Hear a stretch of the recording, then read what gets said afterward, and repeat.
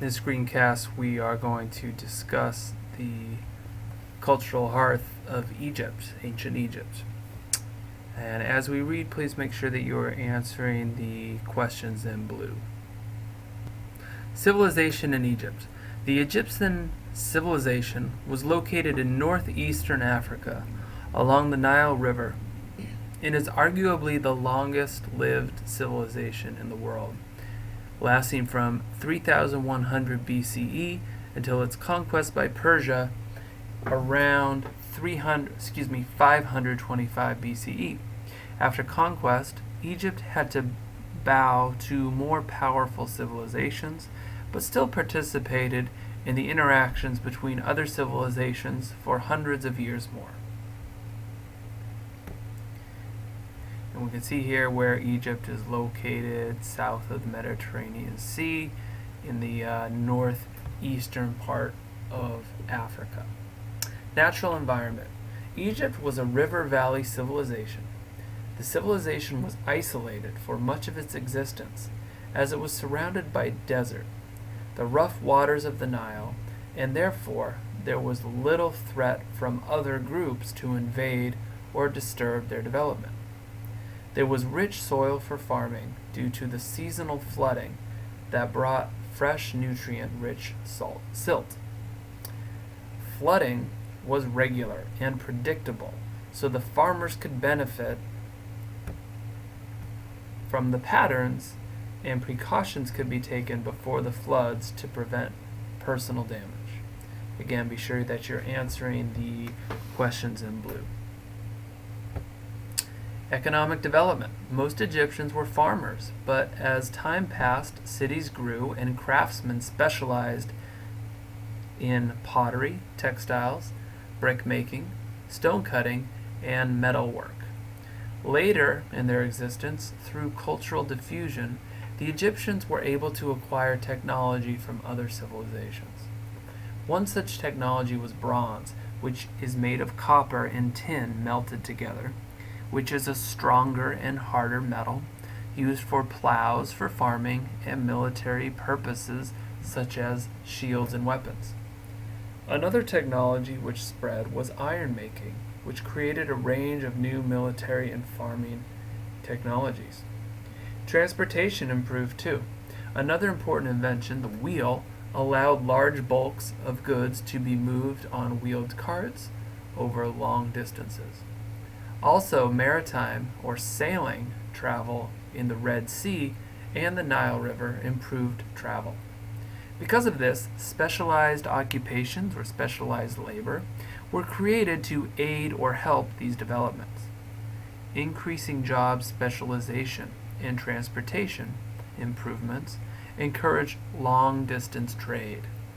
Egypt and Mesopotamia were trading by 3500 BCE. And after 3000 BCE, Egyptians traded actively in the Mediterranean and in East Africa. Political characteristics. Egypt's political system reflected the importance of religious beliefs.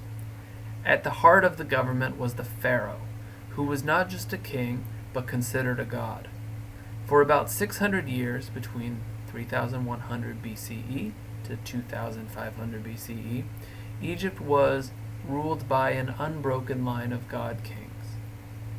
The pharaohs were believed to be direct reincarnations of Horus, the sky god, which was represented by a hawk, the symbol of Horus. Due to the idea that pharaohs were reincarnated gods, they were able to rule with the most power and prestige, and more so than almost any other rulers in world history.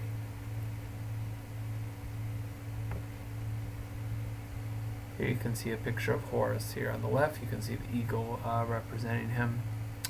And the pharaoh was represented throughout the countryside by a group of officials who were responsible to only him. There were usually landed nobility that were trained in writing law. Governors were appointed for key regions and were responsible for supervising irrigation and great public works. Although the pharaoh granted top officials local authority, Their power and control was ultimate, and the state was highly centralized. Egypt's great civilization is divided into 3 periods. Number 1, the Old Kingdom from 3100 to 2500 BCE. These are the years when the pharaohs and the economy was the strongest. Next comes the Middle Kingdom, which was between 2100 and 1650 BCE. During this period, trade became more extensive with neighbors, and a small middle class of merchants and officials were developed. The period ended with the invasion of the Hyksos, a people from the north who conquered the Nile Delta. And then third, the New Kingdom between 1550 and 700 BCE. The Hyksos ruled for about a century, but were overthrown by princes from Thebes, a city in Egypt. This began the New Kingdom. During this period, they realized that they could no longer ignore the outside world and be isolationist. They instead expanded territory into Syria, Palestine, and Nubia to create a buffer zone blocking outside invaders. They pressed Egyptian culture and beliefs on the new territories. But by 1100, the pharaoh only ruled the Nile Valley and eventually weakened to foreign invasion and lost its independence. Social distinctions. Egyptians saw themselves as superior to foreigners. They had social distinctions, which was a social ladder, starting with the pharaoh, followed by priests, other professionals, artisans, and the vast majority of the population were peasants. Social mobility, the ability to change your social ranking and status, was possible due to the need for military and bureaucracy of administrators needed to serve the pharaoh. Egypt was a patriarchy, dominated by men. However, marriage alliances were important for preserving the continuity of the pharaoh's line and those of his high officials. Cultural characteristics. Egypt is famous for its pyramids, some of the most impressive monuments ever built. They had religious significance, and they contained impressive art and artifacts in the burial chambers. Egyptians also built large temples and great statues, illustrating their mastery of stonework. Egyptians also established a solar calendar, which was able to predict the Nile floods. They also had a variety of drugs, and elements of their medical knowledge were passed on later to the Greek civilization. They developed an elaborate writing system known as hieroglyphics, which was a series of symbols used to communicate in writing on papyrus, or the first paper. And finally, religious beliefs. Egyptian religion was polytheistic, and the gods were associated with agriculture.